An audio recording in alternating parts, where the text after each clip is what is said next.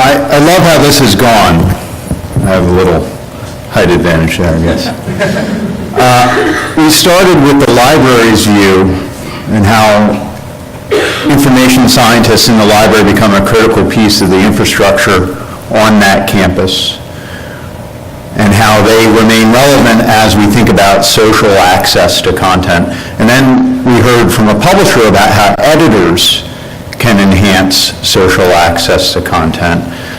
And then my view in the world is how technology can provide enhanced access to content. And the approach that we take is not with editors, is not with infrastructure inside the library, but it's with creating a little doodad and letting the world take advantage of it.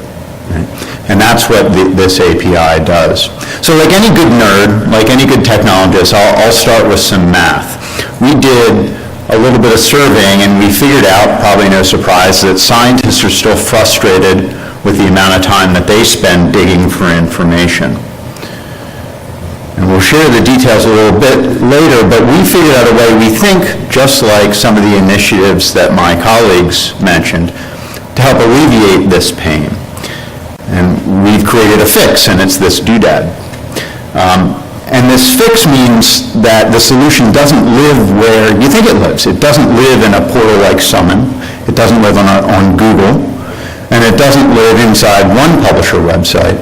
We think this doodad can help the fix live anywhere the scientist is. So let's go a layer deeper, and maybe I can describe how we came upon this discovery. A little bit of research from PubGet and the Copyright Clearance Center. Some of these things won't surprise you. Clearly, scientists want everything to be free, and we know that authors and publishers must get compensated for the work that they do. So clearly, full text not available is a complaint. But I think that it's interesting that it wasn't the number one complaint. Time and hassle was the number one complaint. And so we've discovered that scientists are actually spending more time looking for research than analyzing it. And the fix we first came up with back in 2008 was to combine the industry's first database with a link resolver. That's really all PubGet was. It was taking a database of really PubMed data and some other data that we gathered through deals with the publishing community and hooking up to a pretty smart link resolver and making it a website. And that's pretty good. And that was good until Google really took over the world. Right around 2012 or so, Google dominated a lot of search behavior, and so figuring out where the user was meant you either had to go through Google or go somewhere else. And so we started to think about ways to go to somewhere else. And right around that time, we got together with the Copyright Clearance Center, and we got a bigger tool set in order to do that. So PubGet was some pretty smart engineers up the street here on Summer Street, and all of a sudden we had the resources and the relationships that the biggest rights licensing agency in the world had at its fingertips. And that let us explore some new ways to provide access to publisher content and new ways to increase productivity of the scientific community and new ways, to be frank, to drive revenue back to the publishers. And what we'll talk about is, as Phil alluded to, is that one widget we built in order to do that, and that's the API. So we wrote this thing called an application programming interface that lets anyone in the world that we say is okay to use it get access to the guts of this PubGet machine, to get access to this database plus a link resolver. And what that enables the scientific community to do is have research embedded where they are at that given moment. And that means not taking them out of a task that they're focused on, whether that's anywhere in that, I like the Nature Publishing Group infinite loop there. Anywhere on that infinite loop, they're working on a different task. And this technology provides the ability to embed content, to embed knowledge inside of that task. So a couple examples. Here's a site where someone would go to learn about LCMS chromatography. Inside this site are not only data about that technique that the scientist needs to put their finger on, but also publications embedded into the site. These publications are not full-text documents. It's metadata. It's metadata that's related to the task that the scientist is doing at the time, and if they want to learn more, they get bounced back out to the publisher's site, driving more views of the page, driving the opportunity to sell reprints, driving deeper engagement with that publisher.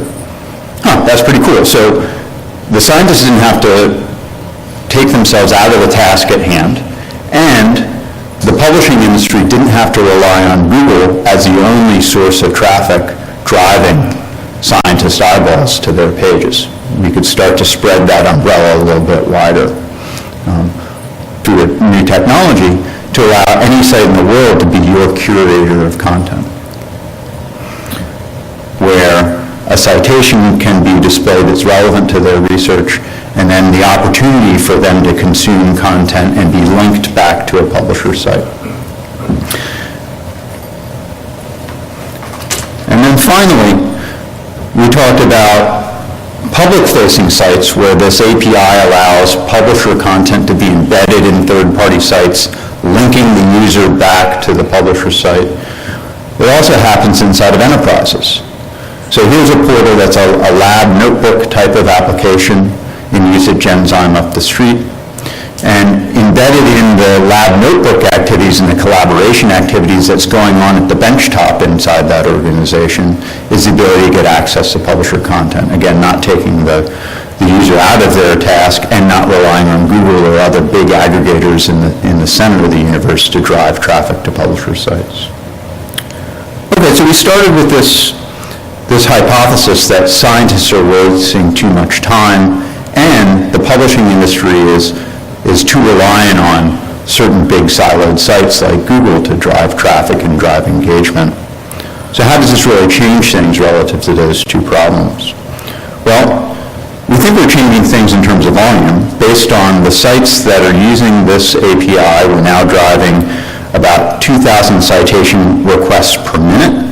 That means 2,000 exposures of metadata and potential linking opportunities back to publisher sites every minute.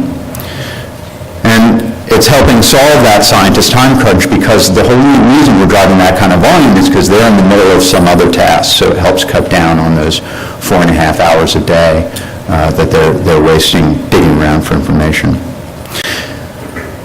I'll end with a footnote. What we found is this actually reinforces the role of the library throughout the workflow, which was a surprise. I think as a technologist, I started with the same bias that you started your presentation with, which is everything's free on the web, the libraries should become less important.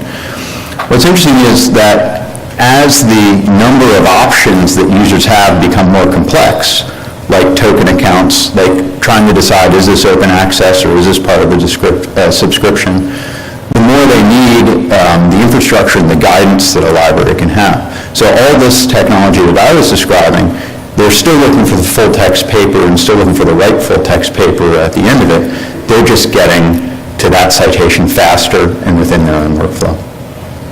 Thanks a lot.